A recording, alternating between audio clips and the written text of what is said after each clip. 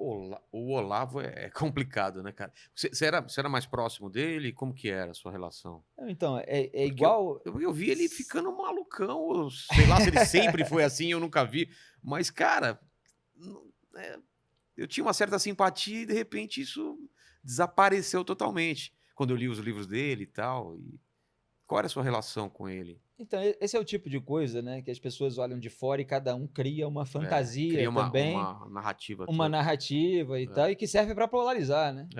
É, Porque o Olavo está muito mais próximo do bolsonarismo, eu estou aqui exercendo meu papel de jornalista, vigiando qualquer governo, né, o governo federal, eu sempre atuei no âmbito nacional, agora estou fazendo um programa até local no Rio de Janeiro também, então estou atuando ali num âmbito local, mas o meu âmbito como colunista, comentarista, âncora, sempre foi nacional, né? é.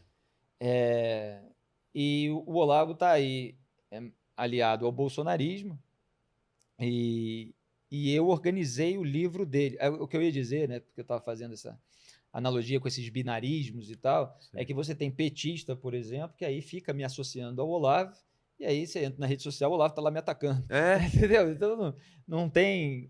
colocou até apelido pra você, porque quando ele odeia uma Bota para pessoa todo ele mundo e bota tal. se Mas ele isso odeia ele aí não, faz não tem por parte. que entrar nesse tipo de mérito, né? O que eu falei a respeito de divergências existem no Ah, debate tá. público Mas você e falou que ataques, crimes contra a honra, ah, ou ameaças eventualmente e tal, mas tudo aconteceu isso por parte dele ou não? tudo Ou não isso chegou a vai para a justiça, mas chegou a esse vira a ponto com ser ele que eu não processo acom judicial. Todos os ataques que eu recebo são encaminhados para os meus advogados, não, todos mas da eles. parte E dele os meus advogados decidem o que vão ah, fazer. tá. Aí é cada caso específico. É, Mas no caso do Olavo, teve algum ataque ou simplesmente essas não, brincadeiras? não, Tem volta e meia. tem Ah, tá. ataques, sem dúvida, tem dele, tem de vários outros militantes e tal, que estão nesse papel que eu estava descrevendo Entendi. antes aqui. Mas você falou que organizou o livro dele, né? Não, organizei o livro, não tem problema nenhum de falar dessas É, coisas, porque eu continuo sendo eu, né? As coisas que eu defendi, eu continuo defendendo, as coisas que eu criticava, eu continuo criticando. É que as pessoas ficam, a partir das coisas que você defende, né? Que são ideias, causas, determinadas, elas ficam te associando a pessoas, é. né? E as coisas não são assim. Então, o Olavo, ele escreveu durante décadas artigos na imprensa, e esses artigos ficaram muito bagunçados num site, empilhados lá sem uma ordem. E naquele momento em que se desenvolveram as redes sociais e tal, estavam surgindo ali colunistas na internet, de portais, os veículos passaram a ter o portal na internet e tal. E muitos estavam repetindo várias coisas que o Olavo falava. E o Olavo teve uma atuação nesse momento em que a esquerda estava no poder e até percebendo na raiz a ascensão de uma esquerda, como acabou sendo a esquerda petista, a partir daquelas ideias que circulavam no meio universitário e tal, e trazendo alguns autores que descreviam esses processos, né, como Antônio Gramsci, e que pregavam certo tipo de militância, se infiltrando nos chamados centros disseminadores de ideia da sociedade, que são a própria mídia, o sistema de ensino É. e tal, show business, essas coisas. Então, havia ali uma necessidade, até por uma questão de história político-cultural do debate público brasileiro, de se organizar a obra do Olavo. Eu até brinco que eu não organizei a do Diogo Mainardi, por exemplo, que eu lia muito, e até antes de ler mais profundamente a obra do Olavo, tive algum contato assim mais superficial, mas eu voltei um pouco depois, né? E o Diogo eu li bastante os artigos dele, e eu só não organizei porque ele já tinha organizado, né? Ele tinha lançado uma coletânea, que é ótima, a Tapas e Pontapés, depois lançou outra, né? Lula é minha anta, e o Olavo não tinha lançado uma coletânea de uma maneira que eu achava que deveria ser lançado. Então, organizei essa obra, que não inteiramente política, propriamente dita, em termos de partidarismo e tal, porque eu pego os artigos dele sobre a construção da personalidade, sobre cultura, sobre pobreza, sobre vocação, sobre conhecimento. Então, tem várias coisas ali que são questões existenciais, sociais, culturais. Aí depois ele entra, eu fiz essa divisão temática por capítulos, né?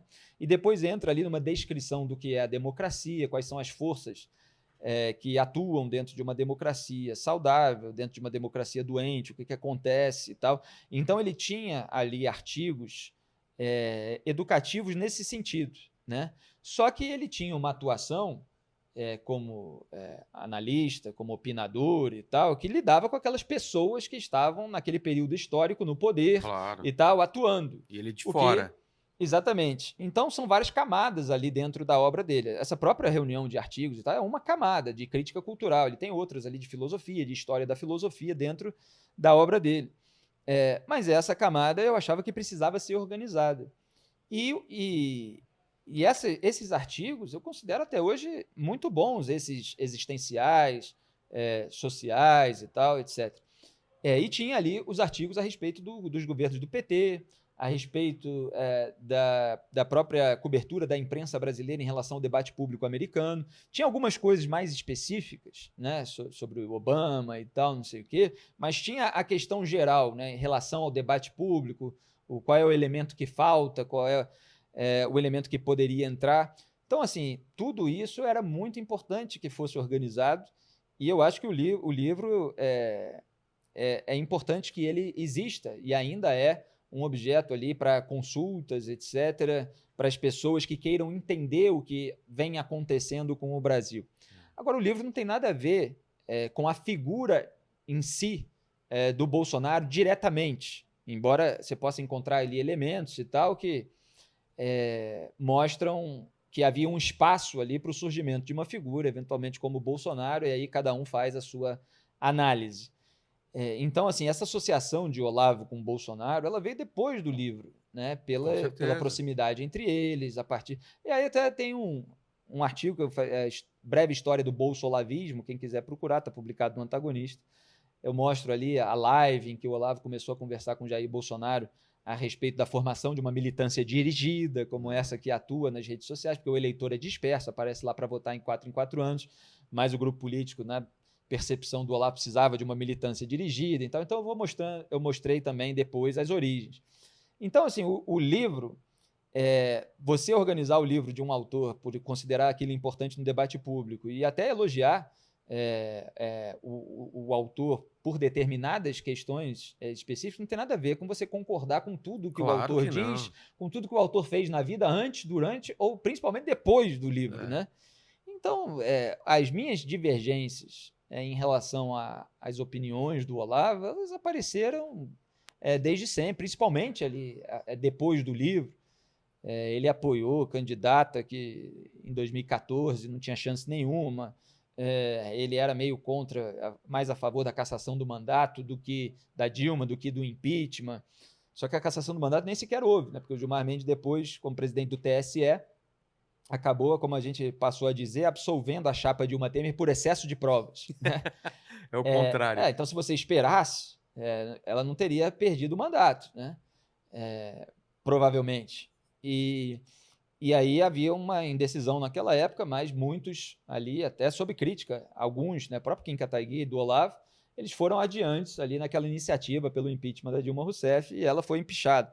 Então, apareceram naturalmente várias divergências, porque eu já era colunista. Claro. O livro foi publicado em agosto de 2013 e eu publico artigos na internet desde 2003. Então, eu tenho a minha coluna, tenho minhas opiniões e tal. Só que no Brasil tem grupos assim que acham que você deve submissão completa a uma pessoa que, em algum momento, teve uma relação... não é nem relação, porque depois eu vou falar da parte pessoal, mas que em algum momento teve um trabalho conjunto ali, que uma coisa ajudou a outra, se uniu com a outra ali para um determinado trabalho específico, né? Então, dito isso, a gente passa para a parte pessoal, para acabar com certas fantasias, por exemplo. Né? Então as pessoas falam assim, não, o Felipe foi aluno do Olavo, então não sei o quê. E aí elas imaginam o Olavo num quadro negro, eu numa sala de aula durante anos e tal. Muitas conversas entre nós pelo telefone e convivendo diariamente, articulando, de repente, uma chapa bolsonarista. Nunca aconteceu, né? Nada disso. Eu devo ter falado uma ou duas vezes, sei lá, no telefone, por uma questão de livro e tal. Teve uma vez que ele me ligou por uma ideia que ele teve pouco depois do livro, de um outro livro e tal, mas na época eu estava muito ocupado, isso acabou não indo em diante. mas foi mais por e-mail e mais até com a esposa dele, porque ela faz assim um trabalho como se fosse de agente, de empresário ali, de assessor. Então eram mais questões burocráticas. E eu nunca estive pessoalmente com o Olavo na vida, né? Ele mora nos Estados Unidos, eu nunca fui lá visitá-lo. Eu era simplesmente um leitor da obra dele, como de vários outros colunistas, que organizou o livro, porque eu achei necessário, porque vários artigos ali eu gostava de mostrar para pessoas próximas e tal, porque eu considerava bastante descritivos da realidade em torno, naquele momento, alguns atemporais e alguns sobre aquele momento, né? Então, eu organizei o livro, mandei projeto para ele por e-mail, né, passando por uma outra pessoa, e ele me respondeu interessadíssimo. Ele estava sendo publicado por uma editora menor do que o Grupo Editorial Record, né, que era o maior grupo do Brasil no momento, e eu já tinha apresentado o projeto para o Carlos Andreasa, então diretor executivo da Record, e ele topou. Eu já tinha o título, né, que eu dei, o mínimo que você precisa saber para não ser um idiota. Foi um sucesso em termos de marketing, absurdo, esse título, com a obra, com o próprio design da capa do Léo Iacarino, excelente e tal, com aquela o idiota ali na parte do lado do livro, né? Como é que chama? Lombada do livro. E aí deu tudo certo ali em termos de venda do livro, etc. E, enfim, foi um processo ali. Eu estava contando do e-mail, né? Ele gostou e tal. Ele falou: toca isso, pode fazer o livro e tal. Não sei. E eu organizei o livro foi pronto. Não teve a participação direta dele na organização do livro. Eu organizei o livro a partir da obra dele, que ele passou lá décadas fazendo, obviamente. Aí eu contextualizei, escrevi prefácio e tal. Então foi isso, e foi um best-seller. Foi um best-seller que foi levado para a rua, inclusive, por muita gente ali na época do impeachment da Dilma, mesmo Olavo tendo essas questões relativas a impeachment, cassação de mandato. Então teve muita atuação ali na rua, né? A militância gosta de mostrar eu próximo de cartazes daquela época, é uma coisa ridícula, porque eu era o organizador do livro, estava lá jornalista, colunista, em manifestações, cobrindo, né, vendo o que estava acontecendo, escrevendo sobre aquilo, e aí vinha gente, né, que gostava do Olavo, tirar foto comigo, pode tirar foto e tal, não sei o quê, eu tirava foto com eles. Mas, enfim, eu continuei tendo o meu trabalho como colunista, como jornalista, então continuei vigilante e não passo pano para sujeira. Então, corrupção, para mim, em gabinete, peculato em gabinete, é coisa de bandido.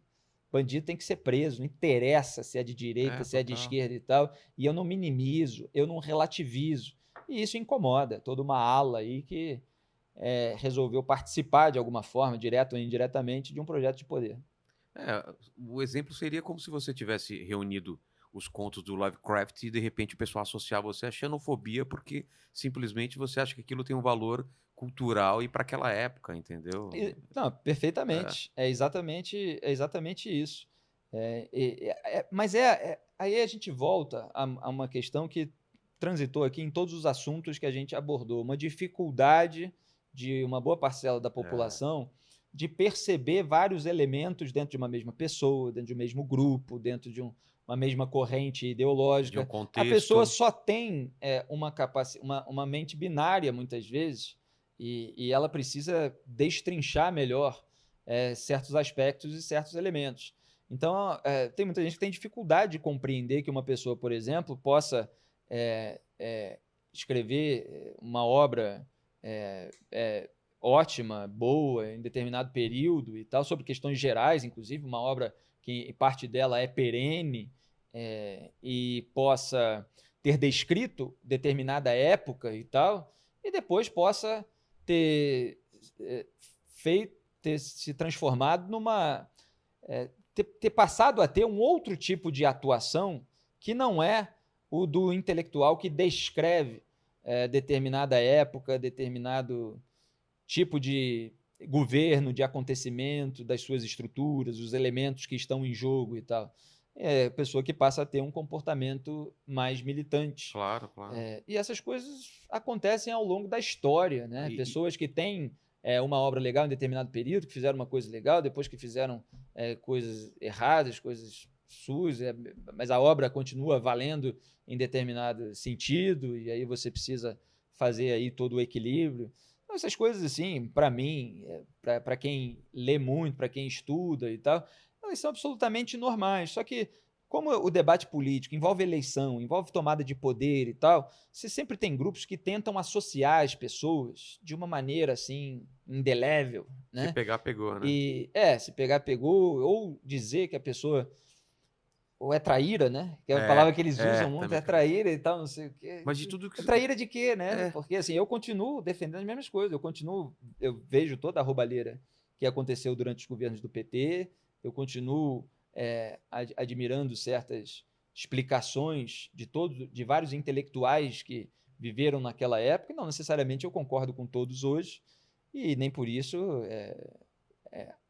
os ataco, né? Muitos acabam me atacando, né, com essas mentiradas e essas difamações e tal. Isso acontece. Um pouquinho do cenário nacional, o Thiago Lisboa fez uma pergunta aqui, querendo saber qual a sua opinião sobre a gestão da dupla Dória-Covas durante a pandemia no estado e na cidade de São Paulo. Olha, bom, para começar, eu sou carioca do Rio de Janeiro, né? Porque as pessoas vivem me pedindo para falar sobre outros estados. Geralmente são pessoas que querem que eu pare de falar sobre o grupo político delas, né? Sobre o governo delas. Fala, por que você não fala do prefeito de São José de não sei o quê e tal?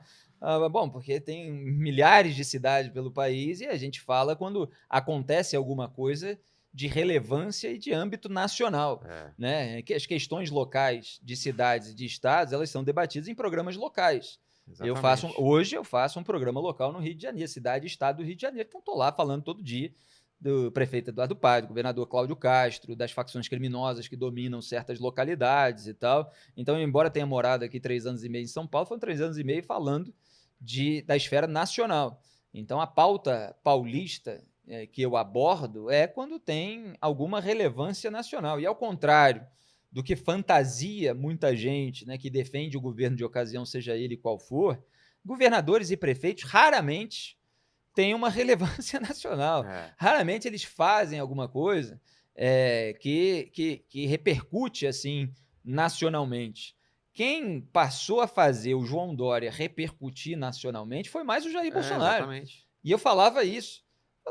Se o Jair Bolsonaro não ficasse tretando aí com o João Dória, ele estava lá esquecido pelo restante do Brasil, cuidando das coisas de São Paulo, cuidando da Marginal Tietê, da Marginal Pinheiros, da segurança pública em São Paulo, de todas essas questões que são absolutamente locais. Então, o Dória, ele como marqueteiro que mesmo quando ele faz uma coisa certa, como incentivar o desenvolvimento da vacina no Instituto Butantan, ele muitas vezes peca pelo excesso de marketing, né? Ele é aquela figura ensaboada, com gel no cabelo e tal, com uma dificuldade maior de se comunicar com parcelas da população que não estão em São Paulo, principalmente, mas, enfim, ele como governador de São Paulo até tem áreas aí que tem maior repúdio sobre ele, que ele tem uma dificuldade de se comunicar, ele não tem aquele perfil mais populista mesmo, nesse sentido, de passar uma suposta autenticidade para o povão, né? Como passam o Lula e o Bolsonaro, supostamente, né? Porque muito ali é calculado, muito é marketing, muito não sei o quê, só que eles têm aquele jeito mais próximo do povão, que o Dória não tem, ele tem aquele jeito engomadinho, almofadinha de elite, né? Agora, na polarização com o Bolsonaro a respeito de vacina, é óbvio que ele tem muito mais razão do que o Jair Bolsonaro. E eu defendo isso porque eu defendo a vacina. Não é porque se defende político. Eu defendo a vacina desde que a pandemia começou e apontei as iniciativas corretas do primeiro-ministro israelense Benjamin Netanyahu muito antes de vacinação ir para frente aqui no Brasil. Então, houve medidas restritivas, por exemplo, na Europa, sendo feitas antes do Brasil. E eu estava lá mostrando, olha, se o vírus está avançando, se não tem medicamento, se a vacina ainda está sendo testada, aprovada, produzida e distribuída em larga escala, se os sistemas de saúde estão superlotados, você precisa frear de alguma forma isso. E aí vai ser uma questão de ver o que é que funciona na base do teste, da observação, da experiência, evidentemente, dos demais epidemiologistas que estudaram isso, claro, você precisa ouvi-los, E aí tem todo um discurso anti-ciência, É. que é uma deturpação também de um certo ceticismo sobre... Eu já escrevi a respeito disso, mas especificamente não dá para me prolongar, mas existe um ceticismo saudável contra certos limites daquilo que a ciência pode concluir, principalmente sobre outras áreas nas quais a ciência tenta se miscuir e tal. Isso é diferente do discurso de anticientífico sobre questões sobre as quais a ciência tem conclusões, podem ser testadas, podem ser quantificadas, analisadas, enfim. Então, o João Dória, nesse sentido, de não adotar um discurso negacionista, assim como não adotou o Luiz Henrique Mandetta, assim como não adotaram vários governadores e vários prefeitos. Então, esse incentivo ao Instituto Butantan e essa pregação, essa orientação para a população de que ela deve se vacinar e tal, é óbvio que isso é um acerto, né? A maneira como ele vai colocar isso e a maneira específica sobre cada momento de medida restritiva precisa ser analisado no seu devido momento. Então, há várias discussões que são legítimas sobre a extensão da medida restritiva, sobre as academias, o horário. Se você diminui, você acaba abarrotando ainda mais. Se você se você estende, as pessoas vão em horários variados e tal. São todos argumentos absolutamente passíveis de discussão, e é claro que o governo tem que ter transparência para mostrar o que está adiantando, o que não está, com base em quais dados está tomando determinadas atitudes. Isso se faz na esfera local, eu tenho feito lá no Rio de Janeiro. Mas, assim, o que não dá para negar, e os bolsonaristas ficam negando, é que um lockdown bem feito, e não estou dizendo aqui que o Brasil, como um país continental, tem condições de fazer de uma maneira tão rígida e fiscalizar ainda e tal, como determinados países menores e tal fizeram. Mas o fechamento mesmo, de uma forma significativa e tal, mantendo só certas questões essenciais, em todo mundo civilizado, ele tem reduzido o número de contágios e o número de mortes. E ele é usado ali para evitar sobrecarga no sistema de saúde, maior propagação do vírus e tal. E enquanto a gente não tem uma cobertura vacinal e não tem, por omissão, sabotagem do governo federal, eu acho difícil o Brasil sair desse ioiô, né? De adotar certas medidas restritivas e aí alivia e tal, não, depois melhorou um pouquinho e tal, depois volta um pouquinho. Por que a vacina é tão importante? Mas eu quero ir para as perguntas finais. Eu sempre faço essas perguntas para todos os convidados aqui, Felipe. Meu Deus. E a primeira pergunta é assim, olhando para trás aqui, a gente está celebrando a sua carreira, o seu momento de vida, e olhando para trás, você passou algum momento de dificuldade da carreira ou da vida, você olhando para trás fala, pô, que legal, passei aquilo, tô melhor agora. Cara, eu não trouxe isso de casa, cara. Mas tem eu vou ter que pensar agora e é complicado. Pode ser alguma coisa boba, alguma coisa... Algum momento de indecisão, algum momento de troca de carreira, de emprego, de alguma coisa que possa ter, que tenha uma importância hoje você olhando para trás daquela decisão. Eu sou muito feliz com as decisões que eu tomei profissionalmente nos últimos anos. Eu acho que, apesar de ser tudo muito delicado, né, porque geralmente há componentes positivos e tal, fora uma outra exceção, né? E há componentes negativos, e você precisa fazer escolhas e tal, mas eu tenho determinados objetivos pessoais, profissionais, e eu preciso seguir rumo a eles, né? O que eu estava falando é que as pessoas às vezes não entendem que o comentarista, o âncora, ele não é o dono do programa, ele não é o dono da empresa, e cada empresa tem a sua direção, os seus interesses, os seus objetivos, e cada funcionário, cada colaborador, ele tem a sua perspectiva de crescimento dentro dela, ou não, né, a sua expectativa. E isso envolve também, como você disse, a vida pessoal, o lugar que você está, o que é melhor naquele momento e tal. Então, é muita coisa que pesa, né, ao fim de cada contrato. Mas eu estou muito feliz com o caminho que eu construí ao longo da carreira, com todas essas etapas, com tudo que me deu experiência, com muitas pessoas legais, né? A gente falou durante uma parte dessa conversa sobre picaretas que estão atuando no debate público, mas eu conheci muita gente boa no mercado profissional, né? Pelas quais eu tenho um carinho muito grande. Encontrei um ambiente muito legal na Band News FM, tanto em São Paulo quanto no Rio de Janeiro, gente leve, gente decente, e eu estou adorando trabalhar com esse pessoal, né, das duas equipes. Eu poderia até citar alguns nomes, mas eu fico com medo de faltar algum e tal, e alguém ficar chateado. Então saibam, membros da equipe do Rio e de São Paulo, que eu estou adorando fazer esse trabalho, espero que ele vá longe assim, que a gente vá desenvolvendo outras coisas, como é a perspectiva, porque é um grupo que permite a gente essa versatilidade e tal, tem um jornalismo amplo que não se reduz ao jornalismo político, né? E como você vê nessa conversa, eu gosto de transitar em vários terrenos, então isso também é importante para mim, eu não gosto de me sentir limitado ao jornalismo político, que foi para onde o país acabou me levando, né? O próprio mercado da comunicação acabou me levando em razão de toda essa turbulência que veio com a própria Lava Jato, impeachment, prisão e tal, e brigalhada, né, na vida pessoal, etc. Eu não tive, assim, esse negócio de momento. Eu tive, assim, isso é um bom período do qual se falar para tentar responder a sua pergunta.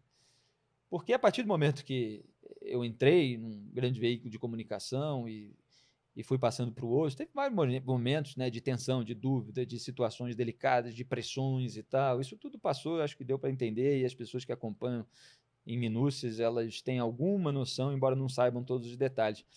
Mas o momento de maior assim, preocupação da minha vida foi aquele momento mais anterior a unir os meus objetivos vocacionais, né, a minha vocação, com o meu trabalho, a minha remuneração mesmo, né? Então, ali, eu já contei isso em entrevista, e ali da faculdade até isso acontecer, foi um período de muita angústia, assim, claro que uma fase da vida que é extraordinária, você ainda, né, é um adulto jovem, né, já saiu ali da juventude pós-adolescente, mas ainda é um adulto jovem, e está ali curtindo muita coisa boa dessa fase da vida, mas ao mesmo tempo muito angustiante em termos vocacionais, profissionais, para onde que eu vou, será que eu vou conseguir fazer o que eu quero, não vou? Então, assim, eu fazia trabalhos como redator publicitário, por exemplo, para agências, eu fazia coisas pequenas envolvendo texto, porque eu comecei a escrever na internet, aí começaram a perceber que eu escrevia, aí começaram a me chamar para fazer texto institucional, para fazer isso e aquilo, e nada disso era aquilo que eu queria fazer. Eu sofro daquele mal, entre aspas, mas que eu acho legal do Joaquim Nabuco, da incompressibilidade dos interesses humanos. Eu queria lidar com muita coisa ao mesmo tempo, mas eu precisava fazer alguma coisa para ganhar o meu sustento individual, para ganhar a minha independência financeira, e eu precisava estudar para me tornar aquilo que eu queria ser. E isso exigia que eu equilibrasse pratos dentro de uma rotina que é sempre limitada pelo tempo. Né? Então você faz uns jobs, né, que são aqueles trabalhos mais curtos que te dão uma remuneração, ou você aceita um emprego que te prende numa rotina que deixa pouca margem para você estudar para se tornar aquilo que você quer ser, que é uma coisa individual, não é uma coisa acadêmica de diploma, é uma dedicação, você lê muito livro, você desenvolver a imaginação, você dominar a linguagem, você estudar a política, você estudar a teoria, você ver a prática. Então, assim, eu precisei passar muito tempo escrevendo na internet, num momento que a internet começou a se desenvolver, e lendo muito para fazer aquilo, e, ao mesmo tempo, ir ganhando dinheiro com outras atividades. Teve um momento que eu recusei uma proposta até de uma editora que fez ali uma proposta de quem é um profissional ainda novo no mercado, mas uma proposta de alguém que precisava de alguém para escrever bem, para fazer não sei o quê e tal, para organizar, uma parte de site, uma parte ali também das produções dos livros e tal, não sei o quê. Só que era um trabalho de segunda a sexta, de manhã até de tarde, tal, não sei o quê, e eu percebi que se eu aceitasse aquilo naquele momento, eu não ia nunca conseguir me preparar para me tornar aquilo que eu queria ser. E aquilo foi um momento complicado, porque você fala assim, pô, eu tenho um emprego aqui que vai me dar um saláriozinho que para minha fase da vida é pouco, mas é um salário, é quanto ganha uma pessoa nessa idade e tal, com essa formação, e eu vou recusar isso ao mesmo tempo para ter o quê? Eu não tenho nada de concreto, entende? Mas eu recusei.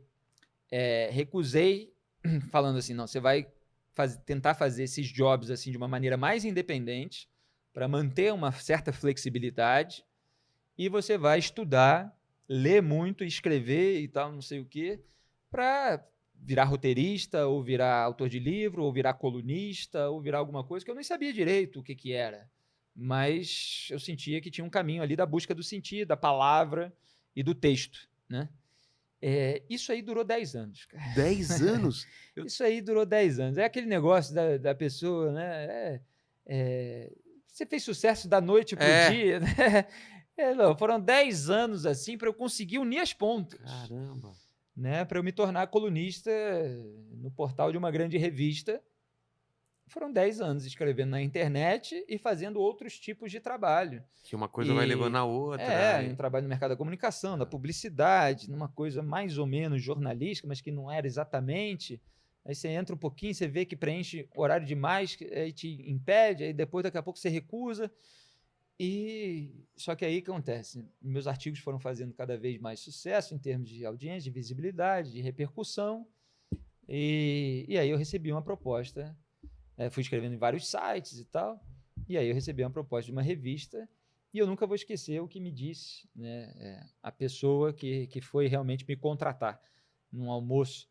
E ela falou assim: Felipe, eu quero que você faça exatamente o que você está fazendo na internet. Nossa, que é a melhor coisa. Só que agora você vai ser pago para isso. Caramba. Né? Você continua, você faz, eu li e tal, você tem as suas opiniões, aí você fica à vontade, você vai ter a sua liberdade para ter suas opiniões e tal. E agora você vai ter um salário. E tal. E era tudo que eu estava querendo. Era poder me dedicar exclusivamente a isso. Né? Então, aquele momento foi um momento assim de, sabe, em busca da felicidade. Sei. Aquele momento, o pessoal usa como meme e tal. Mas, ao mesmo tempo, assim, não é exatamente uma felicidade completa, e nunca foi nesse sentido, porque eu sou muito pé no chão, né? E essa coisa que eu estava falando contra o deslumbre e tal. Porque naquele momento que eu tinha 32 anos já, quando eu entrei ali numa grande revista, né?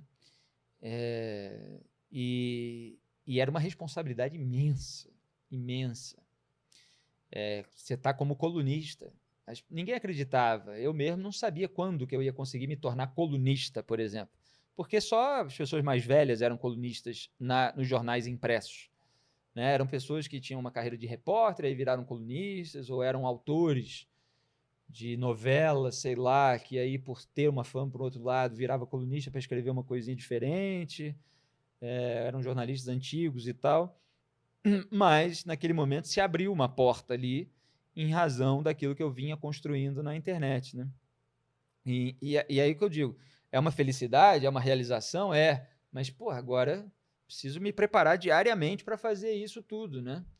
E aí eu tive que renunciar a muita coisa da vida pessoal, dos esportes, do lazer. É claro que eu tentei manter sempre a minha vida esportiva, atlética e artística, em termos de amante mesmo, de música, etc. Mas foi um período de muitas renúncias, quando tudo isso começou, num momento muito turbulento do país, e tendo que lidar com todas as pressões, né?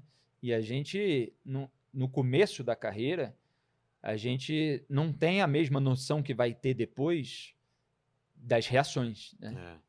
Hoje você já sabe como incluir certas questões preventivamente para evitar determinados tipos de reação. Você já sabe a melhor maneira de falar determinada coisa para não dar uma dor de cabeça lá judicial e tal, não sei o quê. Tudo isso, obviamente, o trabalho diário, você está aí à mercê de eventuais confusões que são típicas do debate público brasileiro.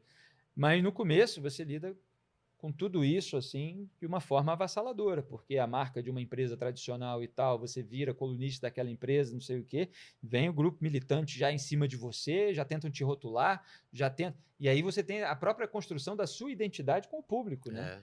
Porque, no começo, todas as pessoas, principalmente quando elas são mais militantes assim, elas não conhecem o seu histórico, elas não têm esse tempo aqui para saber da minha vida, das minhas opiniões, minhas ideias, o que eu reflito e tal, não sei o que. Ela está vendo cada texto que eu estou escrevendo sobre um assunto do momento.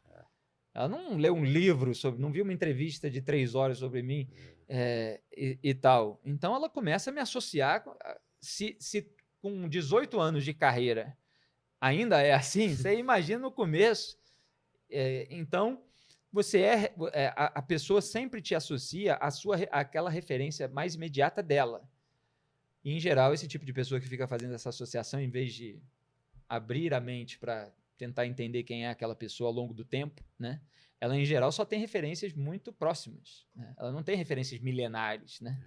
Ela não faz a menor ideia que, assim, certas coisas, certas questões ali, eu estou trazendo de séculos, né? De muitos autores que eu li e tal. Então, você é associado àquele outro colunista, eventualmente daquele mesmo veículo, eventualmente do veículo adversário, eventualmente de um acontecimento recente em que aquele autor teve muita repercussão e tal. Então, você vira o sujeito que queria ser Beltrano, queria ser fulano. Até você se transformar em você mesmo para o público, né, é um processo também demorado, mas que eu atingi. Então, hoje eu sou o Felipe. É claro que você é alvo de toda essa disparada imbecil de rótulos, né, de má fé, e alguns por ignorância, mas eu criei meu nome, criei a minha carreira e estou feliz com ela. E tal, aí a pessoa fica com medo, né, de ser rotulada daquele jeito e tal. A gente que está calejado... É isso que eu te falo, em nenhum momento você ficou com medo, porque se eu sofro ataque numa proporção menor, imagino você. A proporção foi muito alta, Qual foi a pior fase? Foi quando você era atacado mais pelos petistas ou agora do Bolsonaro? Eles conseguiram, em termos numéricos, né, em termos de volume, eu tive momentos assim, de muito ataque pelas redes sociais petistas, pelos MAVs, pelos blogs sujos petistas e tal. Às vezes você toca numa ferida ali, num nervo, eles vêm em bando, se organizam. Eles querem que você e aí tem uns órgãos também. Quer que você perca seu emprego? Sempre. A tentativa sempre é de cortar a cabeça. A tentativa sempre é de calar a sua voz, justamente porque você está tocando ali em feridas para as quais eles não têm resposta, não têm refutação, não tem argumento em contrário. Então, eles pedem cabeça. Estou falando eles, militantes de grupos políticos e tal, aqui sem especificar, mas pedem cabeça e celebram, né, quando você sai de um lugar que tem um grande alcance e tal, e aí dizem que a sua carreira acabou. Todo esse monte de babaqui, de coisa ridícula e tal. Coloca jornalista entre aspas, não é? Aquela coisa. Esse jornalista. Exatamente. E, obviamente, ficam bastante incomodados quando a gente mostra que continua atuando, continua alcançando um monte de gente e continua sendo uma pedra no sapato do poder. E é uma das funções do jornalismo. Mas isso você falou da época dos petistas e a comparação agora com a... Então, eu estava falando que em termos de volume acabou sendo maior. Agora? Né? Agora, justamente por esse domínio maior das ferramentas, pelas ferramentas terem avançado e pelo bolsonarismo, por ter surgido no meio da rede social, pelo menos essa parte mais militante, essa ala mais reacionária, foi maior, sem dúvida. Mas é isso, aí tem muita coisa que está na justiça, tem muita coisa que eles estão perdendo, tem muita coisa que ainda vai ser contada aí da devida maneira. Eu tenho sentido a perda da força desse gabinete do ódio, essa coisa meio bem vindo de meses a meses. Eu não sei o que está acontecendo, que eles estão perdendo força mesmo.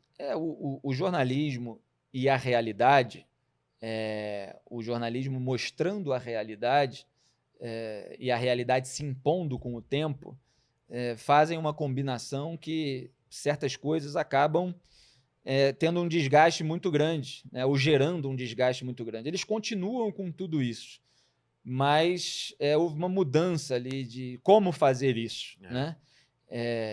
Tem muita coisa que continua igual, tá? Mas houve ali rearranjos durante esse esquema de poder. Então, assim, muitas coisas que eles negavam, estava falando da vacina, por exemplo, né, a realidade vem e se impõe. A gente faz todos os alertas desde o começo da pandemia, porque sabe que uma epidemia não é uma questão de direita ou de esquerda. É um vírus que está solto por aí, de uma maneira invisível e tal, vai infectando as pessoas mais vulneráveis vão morrendo, algumas outras elas acabam tendo sintomas graves e tal, eventualmente morrem por falta de atendimento, porque o sistema de saúde está sobrecarregado e tal. Se você não buscar soluções para esse problema ou para amenizar esse problema enquanto não tem uma solução maior, esse problema vai ser devastador.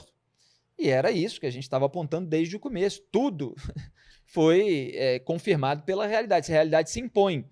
E aí o governo desdenha, porque acha que é uma grande conspiração para derrubar a economia, para ele não ser reeleito e tal, toda essa patacoada, e o número de mortes vai aumentando. O Brasil passa agora de 2.000 mortes por dia e começa a ver uma mudança de tom, pelo menos nas cerimônias oficiais, ao mesmo tempo que na live o Bolsonaro se mostra o mesmo, né? Porque ele tem aquelas convicções e porque ele pensa eleitoralmente, ele tenta estimular essa mentalidade binária do cidadão, de ser contra ou a favor determinadas coisas, que na verdade tem 40 nuances, assim, 40 elementos, mas ele quer sempre polarizar. Então ele está mais preocupado em emplacar narrativas do que enfrentar o problema.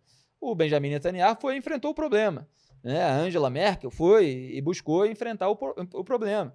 E isso está acontecendo com vários governantes em outros lugares.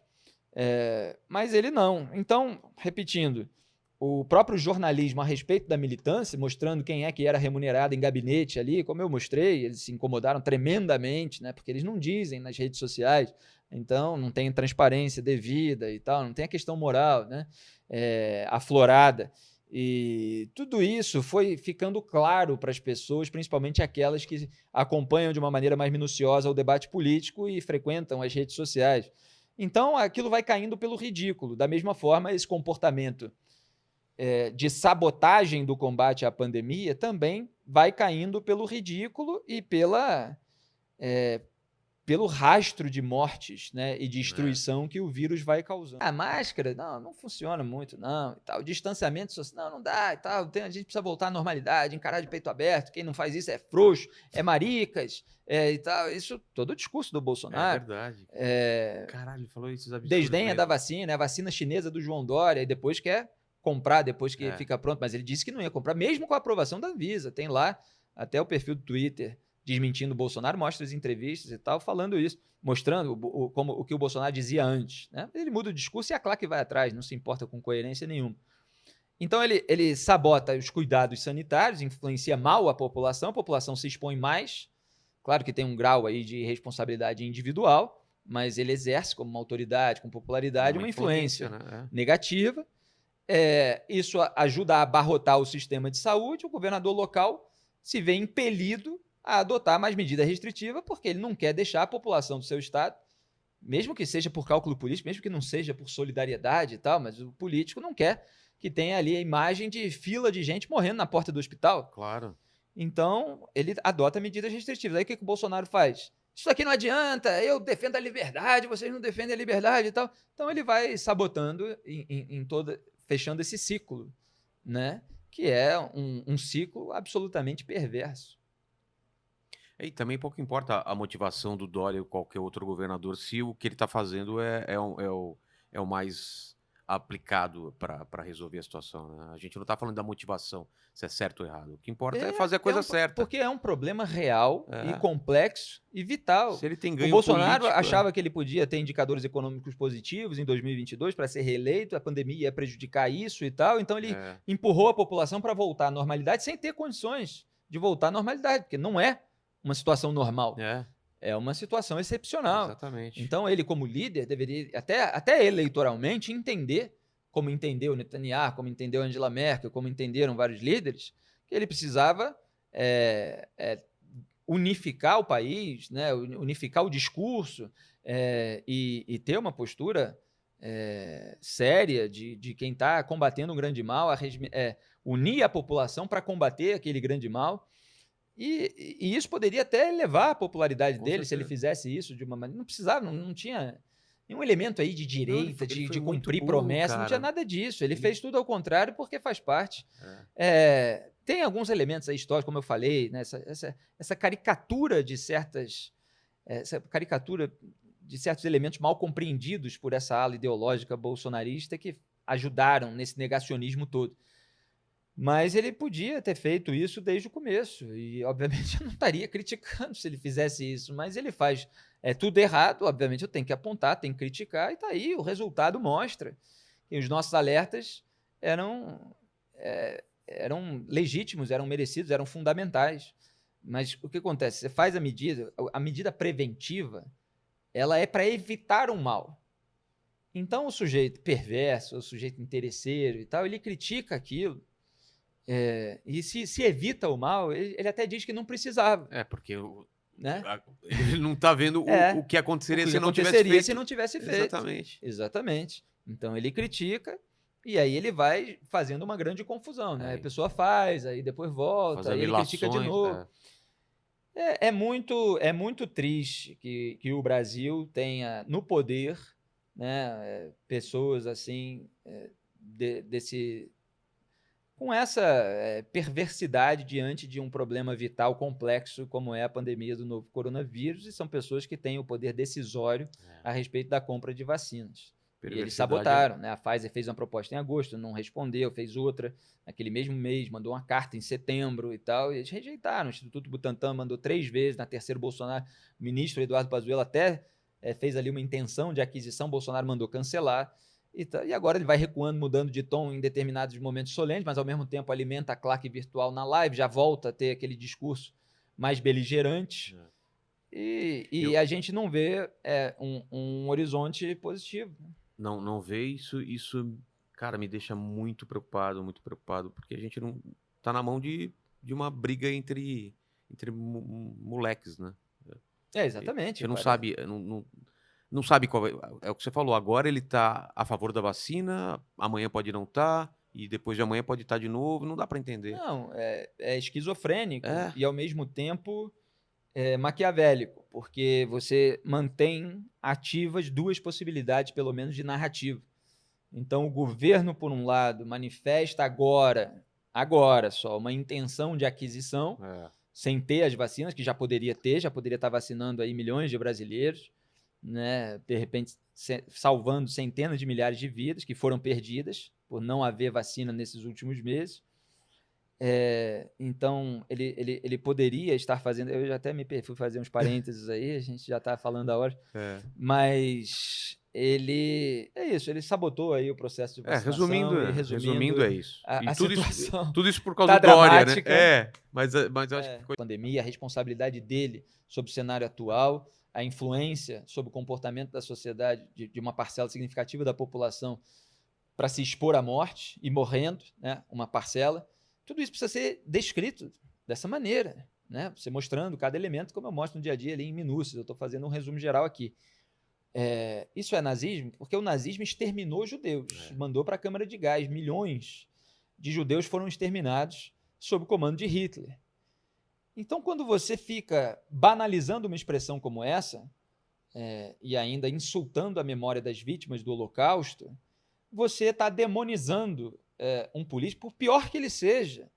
Mesmo que o político, eventualmente chamado de nazista, e aqui eu estou falando de uma maneira geral, não do Bolsonaro especificamente, mesmo que ele seja ladrão, mesmo que ele seja beneficiário disso e daquilo, mesmo que ele, sei lá, se revele um estuprador e tal, não sei o quê, são coisas diferentes, entende? São graves, são atrozes, mas cada uma... As palavras têm um peso, né? Mas cada uma designa uma realidade. E elas precisam ser devidamente descritas. Então, em 2018, por exemplo, vários recorreram a esse método rasteiro, que, aliás, eu citei o livro Guerra pela Eternidade, do Benjamin Teitelbaum. Ele fala, inclusive nas entrevistas que ele tem dado a respeito do livro, daquilo que eu sempre falei, que é da preguiça intelectual da esquerda.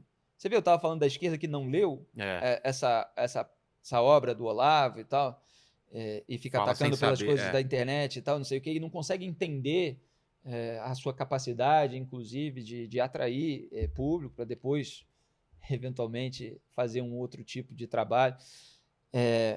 Então, ele fala da preguiça intelectual, dessa indolência da esquerda de tentar reduzir tudo a um rótulo, né, que é dissonante em relação àquela realidade. E ele vai lá na raiz para encontrar lá os cultos esotéricos, sei lá o quê, que deram origem a determinadas ideias de pessoas que acabaram se aproximando do poder e tendo influência sobre ele. Então ele estudava lá um negócio pequenininho, mas que figuras como Steve Bannon nos Estados Unidos e tal também leram, não sei o quê, e acabaram exercendo sobre ele uma influência que ele depois foi passando adiante em medidas práticas que estavam relacionadas a essas ideias, que também abarcam aqui o universo de Ernesto Araújo, de alguns outros assessores ali do bolsonarismo, né? Então, é preciso ir até a especificidade. Aí, voltando para a pergunta, fala da imprensa na cobertura e tal. É isso, você pode ter exageros isolados, mas a imprensa não pode parar de reportar para a população como é que está o sistema de saúde, não pode parar de reportar para a população quantas pessoas estão morrendo. Mas aí o que você vê? Você vê o governo tem um discurso negacionista, então você tem a claque bolsonarista nos veículos passadores de pano e tal, que estão lá disparando rótulos sobre a imprensa só falar de cadáver, de cemitério e tal, não sei o quê. Por quê? Eles querem esconder essa realidade não interessa a narrativa governista, porque justamente a realidade contraria o discurso que foi feito pelo presidente. Só que aí você não consegue fazer com que a realidade pare de se impor pela retórica, né? Porque as forças que a movem não se importam com as palavras e com esses sentimentos e com essas narrativas. Então, o cenário vai se agravando.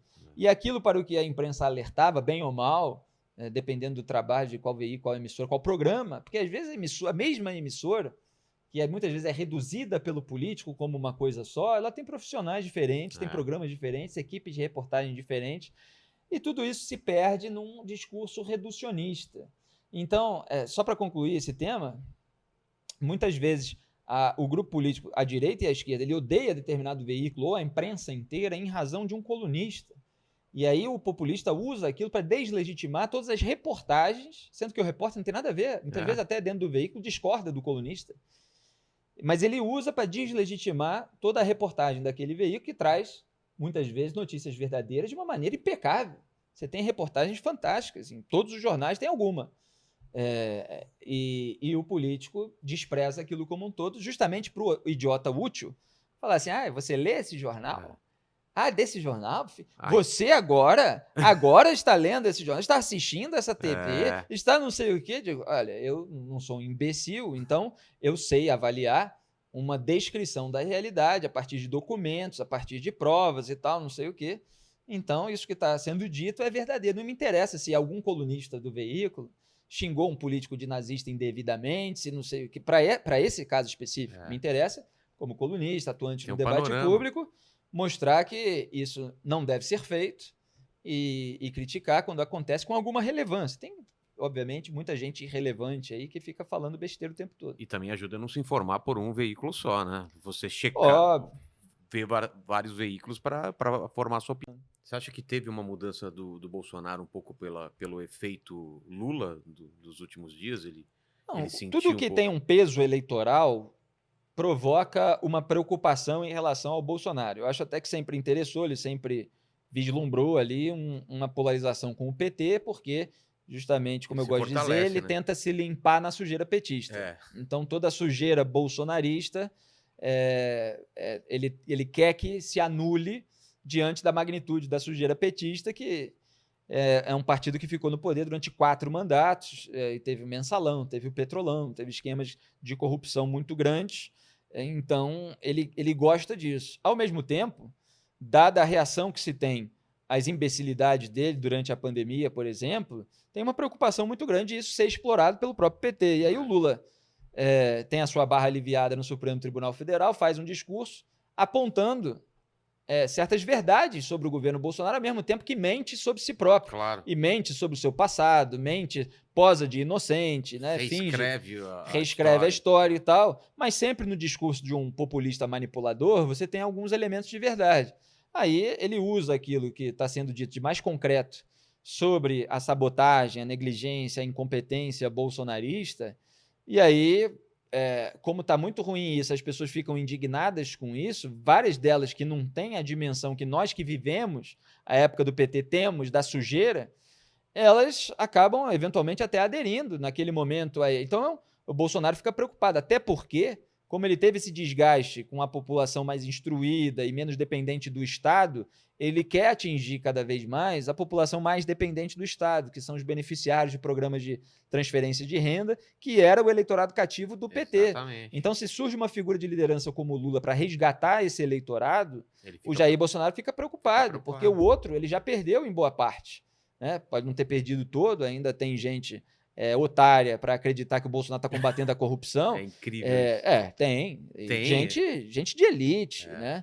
Tem dos dois tipos, né? Tem o otário, né? O idiota útil na teoria política, e você tem o cúmplice, né? O sujeito complacente, condescendente, como muitos empresários, né?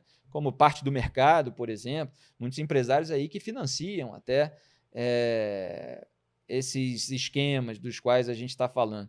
Então, ele fica preocupado com uma rivalidade como essa, e isso, obviamente, é monitorado ali para ver qual é o comportamento devido. Tem coisa mais ridícula do que depois do Lula criticar, porque assim, veja que o Lula está usando coisas que são críticas comuns ao Bolsonaro e corretas, né, em determinados sentidos. Ele não está tendo nenhum ele pode ter lá os seus. Ele não está tendo nenhum insight novo. O terraplanismo bolsonarista era apontado há muito tempo. Aí ele foi e apontou. Aí o Bolsonaro vai e faz uma live com um globo terrestre giratório, querendo provar que ele não é um terraplanista pela cenografia. Caramba. Tem coisa mais patética do que essa? Então, assim, o Brasil precisa sair de uma falsa polarização, porque Lula e Bolsonaro estão do mesmo lado em relação à sabotagem do combate à corrupção, em relação à frente ampla pela impunidade. O Lula está lutando pela família dele, o Bolsonaro está lutando pela família dele no sentido pior, né? Que é o sentido de proteger da ação da justiça, de responsabilização pela sujeira que eles fizeram. Por que as pessoas não conseguem entender que eles estão do mesmo lado? Não, eu acho, Vilela, o seguinte, tem muita gente que consegue entender. Muita gente. Só que as militâncias de cada lado, elas são mais barulhentas do que essa maioria mais silenciosa. Tanto que na pesquisa Atlas, que saiu nessa semana, veio o dado de que 50 ponto alguma coisa ali por cento é favorável à prisão do Lula. Uma maioria ali pequena, mas favorável à prisão do Lula. E 50 e poucos por cento, um pouquinho mais do que essa porcentagem em relação à prisão do Lula, é favorável ao impeachment do Jair Bolsonaro. Então você veja que situação bizarra nesse momento vive o país. Você tem maiorias formadas, de acordo com a pesquisa Atlas, a favor da prisão de um e do impeachment de outro, ao mesmo tempo que eles têm a maior minoria para colocá-los no segundo turno. Mas é um cenário ainda o que você tá dizendo incipiente. Eu não sei se eu entendi. Eles vão para o segundo turno, mas perdem para outras pessoas. Na projeção atual tem muita água para correr debaixo da ponte até 2022. Esses números eles vão mudar de algum jeito, embora o resultado possa ser igual e tal, mas pode ser diferente também. Então, eles têm lá por volta de 30%, uma coisa assim. Tem uma rejeição muito grande. Cada um ali, 20 e tantos e tal. Mas a maioria da população quer a prisão do Lula, a maioria quer o impeachment do Bolsonaro, de acordo com a pesquisa. Então, tanto que na projeção de segundo turno da pesquisa Atlas, o Luiz Henrique Mandetta, ex-ministro da Saúde, que não teve o discurso negacionista do Jair Bolsonaro, e agora com o agravamento da pandemia mostra que tinha muito mais razão do que o presidente, ele atropela o Bolsonaro no segundo turno. Só que é um segundo turno que, nesse momento, de acordo com os dados da pesquisa, ele não vai, né?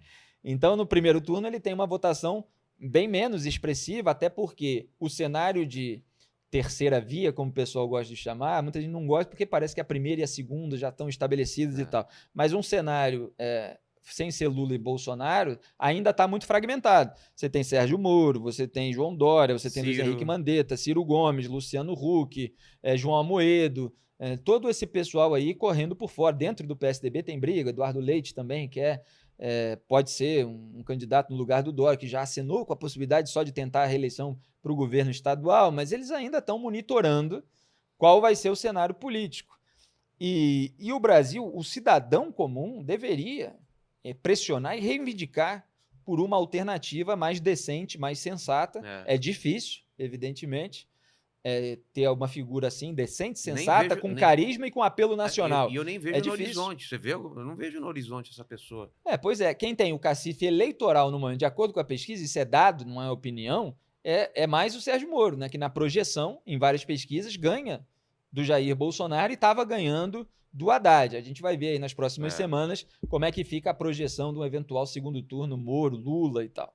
Mas ele é que tem ainda um apoio significativo, absorvendo essa parcela anti-bolsopetismo, né? Isso se não prenderem ele antes, né? Que vão tentar prender. Não, vão tentar de tudo ainda aí contra ele. Tem uma suspeição suspensa por um voto do Cássio Marques. Eu acho que o Cássio Marques foi posto lá pelo Jair Bolsonaro e apadrinhado pelo Centrão. Ele quer realmente ver quais vão ser as consequências, né, para os outros processos, inclusive, dessa suspeição. Então vão ser dias aí bastante animados, entre aspas, né? Em termos de tédio, ninguém morre no Brasil, né? Não. Porque o noticiário, ele vem Então, com cada essa surpresa. última semana, as 2 últimas semanas, pelo menos, como eu tô direto aqui, a gente tá fazendo o podcast, eu tô totalmente por fora, porque, cara, cada vez que Mas eu vou ler... só fazer um parêntese, só para deixar claro, né? Essa outra opção sem ser Lula e Bolsonaro, vai haver, ou não vai haver, mas assim, deveria haver uma construção, né? Quer dizer, as pessoas que têm alguma condição, né, de ter uma estrutura partidária, empresarial, o que quer que seja, elas vão precisar conversar e ver o que é o melhor. Luciano, né? Huck. Para ser cabeça de chapa, para ser vice, para ser um potencial ministro e tal. Mas é isso, cada nome também tem rejeição. A pessoa fala, pô, se esse juntar com esse, aí eu não vou gostar disso e tal. Então, assim, vai ter muita lei do público para a população. Você falou que fez mochilão lá na Europa. O que você fez? Quantos anos e para onde você foi? Como foi o esquema? Caramba, nem me lembro mais em que ano foi. Deve ter sido 2001, por aí, porque depois eu voltei para passar 6 meses em Madrid. Foi depois do mochilão e deve ter sido 2003, 2004. E aí, quando eu voltei de Madrid, eu fui para Salvador no Carnaval e escrevi a crônica, que foi o meu primeiro texto viral, Um Sóbrio em Salvador. Ah, é? Porque eu não bebo nada. E muitos colunistas naquela época... Você não bebe? Não bebi no Carnaval, não bebi na folia. E os colunistas na época dos jornais, eles eram muito mais velhos, né? Eles não iam botar um abadá e descrever tudo aquilo da maneira como eu descrevi, apontando os elementos positivos, negativos. Então aquele texto circulou por e-mail, porque as redes sociais ainda não tinham sido desenvolvidas. Estava começando o Orkut no Brasil ainda. Então, durante 1 ano, 2 anos, eu recebi e-mails todos os dias de micareteiros e anti-micareteiros, né? Foi um divisionismo político já. Já começou. Então, tinha aquele e-mail do micareteiro que falava assim, você descreveu muito bem, ano que vem eu tô lá de novo, uhul. E tinha aquele anti-micareteiro, cara, como você disse, lá é muito nojento, não dá pra mim. Que é uma coisa que acontece muito na política, né? Porque talvez o brasileiro tenha até uma tendência a tomar um lado, né? Com paixões, com ódios e tal, e uma dificuldade, não é generalizado isso, mas a gente vê muito isso no debate público, uma dificuldade de aceitar as nuances, né? Que há elementos positivos, que há elementos negativos, e você vai administrar isso da melhor maneira, né? Você vai perceber em determinada circunstância o que é melhor, o que é menos pior, né? O que você pode escolher, mas você precisa cobrar em relação àquilo que é ruim. Então... Isso aconteceu de uma maneira análoga com a folia baiana. Mas você estava me perguntando do mochilão que eu fiz anos antes. Aí eu viajei para... Eu fiquei 1 mês em Londres, eu fiz um curso lá e depois eu fiz 1 mês de mochilão. Aí viajei França, Espanha, Portugal, Holanda, alguns países ali naquele entorno. Não conheci tanto, tem um lado ali que eu não conheci naquela época. Mas eu passei pela Espanha e aí já gostei de Barcelona, gostei de Madrid. Na época eu gostei mais de Barcelona, até como carioca, Barcelona lugar de praia, mesmo, parece Madrid mais São Paulo, né? Madrid é São Paulo, é muito isso. Só que Barcelona tem o idioma local, né? O dialeto ali, o catalão. O catalão, que então, é muito estranho. Eu até já era formado em espanhol aqui em curso no Brasil e tal, e você chega lá, pô, parece que não valeu nada, né? Até as placas tem espanhol e catalão. Exatamente. Né? Aí você aprende salida, né? Mas tá lá sortida, que é o catalão. Você fala, pô, não adiantou nada e tal. Mas é claro que eles até falam espanhol com pessoas de fora e tal, se você for educado, evidentemente. Exatamente. Mas é um lugar bonito, bastante agradável. Agora, para você ir estudar realmente, depois eu até fiquei feliz de ter ido para Madrid, onde se fala espanhol e tal. E é uma cidade muito cosmopolita, muito central ali na Europa, né? Tem gente de tudo quanto é lugar. E dá para você pegar um trem e ir para Barcelona, para ver um jogo de futebol, num feriado. Você chegou a ver? Não, eu tive a sorte de passar 6 meses em Madrid na época dos Galácticos do Real Madrid. Então eu fui para Santiago Bernabéu ver Ronaldinho, Roberto Carlos, Zidane, Beckham, Figo, E é Raul, fácil era de todo comprar, esse mas time. é fácil de comprar ingresso, porque eu passei lá e é impossível. Era Em mais cima da caro, hora, né? Em cima da hora é impossível, em cima né? da hora tem que comprar com antecedência, né? Aí escolhia e tal, ali um lugar menos caro. Chegou a ver... Tentava comprar com Você antecedência. conseguiu? Tinha muito cambista lá Ah, na é? época, né? A gente tinha que driblar os cambistas. Mas eu fui em vários jogos e fui Barcelona e até... Real, você conseguiu ver? Eu não vi o jogo do Real contra o Barcelona, mas eu vi, por exemplo, Real Madrid contra o Olympique de Marseille da Eurocopa. Caramba. Então eu vi jogos assim extraordinários. E era muito bom, aquele time era muito bom, né? A precisão do Zidane no domínio de bola, você já domina para um lado minimalista, né? Um toque na bola só, já tira 3 jogadores. O Beckham com uma precisão de lançamento muito grande, isso desde que o aquecimento do jogo e tal, tá lá trocando bola com o Roberto Carlos, um de cada lado do campo. Eu me lembro até que o Roberto Carlos dava aquele passe e tal, o Beckham dava 1, 2, 3 passos para o lado, mas o Roberto Carlos era muito preciso também, e o Beckham dava aquele passe assim que ele não saía do lugar e matava a bola, e o Ronaldinho, o fenômeno, explodindo naquele momento, e era um rei. Eu já contei essa história, né? Porque eu fui jogar uma pelada, como a gente diz no Rio de Janeiro, um futebol lá, no carro do Ronaldinho, porque a gente tinha um amigo em comum. Eu tenho um grande amigo, o Marcelo Serpa, um abraço para ele até, que é craque do futebol de salão, depois virou técnico lá na Europa, e ele, de férias, sempre vinha jogar com a gente lá no Rio, onde eu jogo futebol, né? Desde moleque a gente jogava junto, depois é que ele foi para a Europa, nas férias ele voltava, e eu falei, olha, eu tô indo para Madrid daqui a umas semanas e tal, você vai voltar para lá, né? Ele estava só de férias, se tiver alguma pelada boa para jogar lá, me chama. Aí passaram-se uns meses, eu estava lá estudando para uma prova que eu tinha na faculdade, fazendo algum trabalho e tal, todo enrolado, porque lá você está na Europa, brasileiro, quer conhecer um monte de coisa, quer fazer um monte de coisa, depois você lembra que você precisa entregar os trabalhos. Aí toca o telefone, é ele falando, Pim, né, que é meu apelido desde pequeno, o pessoal ainda me chama, porque eu tive até o blog do Pim e tal. Filipinho, Pim, né, que é a explicação mais fácil que eu dou. E aí ele falou, Pim, vai ter uma pelada e tal, o Ronaldinho vai e tal, você quer ir? E eu cheio de coisa para entregar no dia seguinte, falei, tô dentro, vambora. Então, meu amigo vai passar aí e tal, o nome dele é tal, vai para a estação tal e que ele vai te passar. E aí eu fui, botei minha chuteira lá, fui, e o Júnior, né, nosso amigo em comum, passou lá para me buscar. Já tinha jogado comigo também no Rio e tal, ele falou, vamos, a gente vai passar agora na casa do Ronaldo, ele vai entrar aqui e a gente vai junto. Falei, beleza, vamos embora. A gente passou num apartamento ali que ele tinha, o Ronaldo tinha acabado de se separar, da Milene na época, se eu não me engano. Da Milene. Ainda, E aí ele estava num apartamento lá, ele saiu de carro, aí ele queria ir no carro dele, aí a gente estacionou e passou pro carro dele. E aí eu vi a vida que o Ronaldo Fenômeno levava de príncipe, de rei.